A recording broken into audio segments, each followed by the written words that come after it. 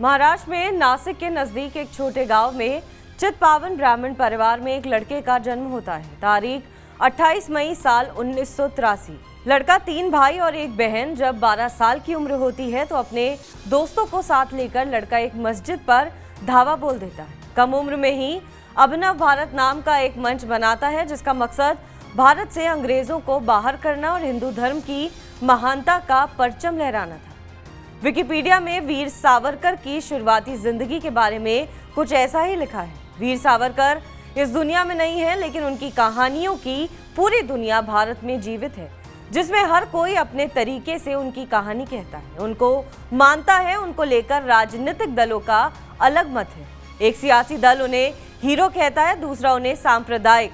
अभी हाल ही में वीर सावरकर की जिंदगी पर एक फिल्म भी आई थी। रणदीप हुड्डा सावरकर की भूमिका में थे। कहने का मतलब ये है कि वीर सावरकर ना होकर भी भारतीय समाज में है, भारत की राजनीति में है। तभी तो राहुल गांधी ने कहा था कि मेरा नाम सावरकर नहीं है, मैं राहुल गांधी हूँ।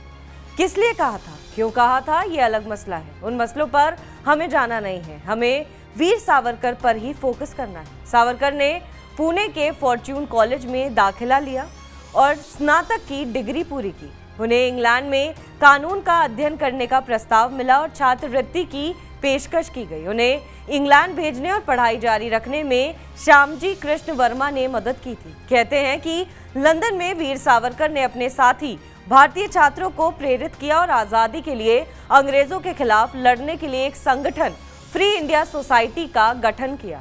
बहुत कम लोग जानते हैं कि पहली बार महात्मा गांधी और वीर सावरकर की मुलाकात लंदन में हुई थी।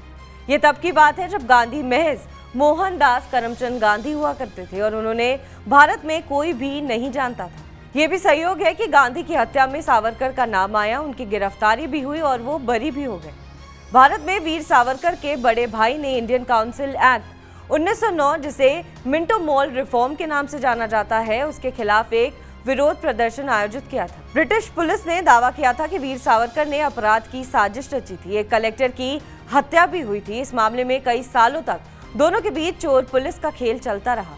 अंत में इसी मामले में सावरकर पकड़े गए और उन्हें 50 साल की सजा हुई। साल 1911 में उन्हें अंडमान के सेल्यूलर जेल में भेजा गया। यहाँ वो 9 साल रहे। 9 साल में अंग्रेजों को 6 बार माफीनामा लिखा। बाद में अंग्रेजों ने उन्हें छोड़ दिया, कुछ शर्तों के साथ।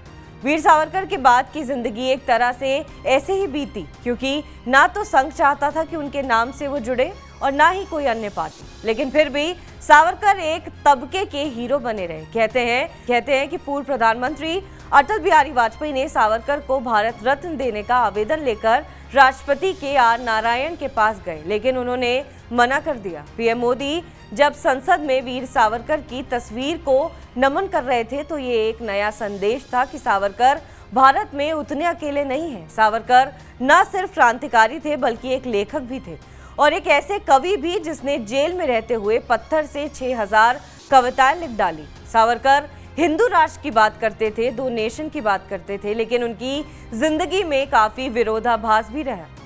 12 साल का लड़का जो मस्जिद पर धावा बोल देता है, उसने मुस्लिम लीग के साथ मिलकर सरकार भी बनाई। सावरकर कभी आरएसएस के सदस्य नहीं रहे, ना ही जनसंघ के, लेकिन आज भी इन दोनों जगहों पर उनका नाम इज्जत से लिया जाता है।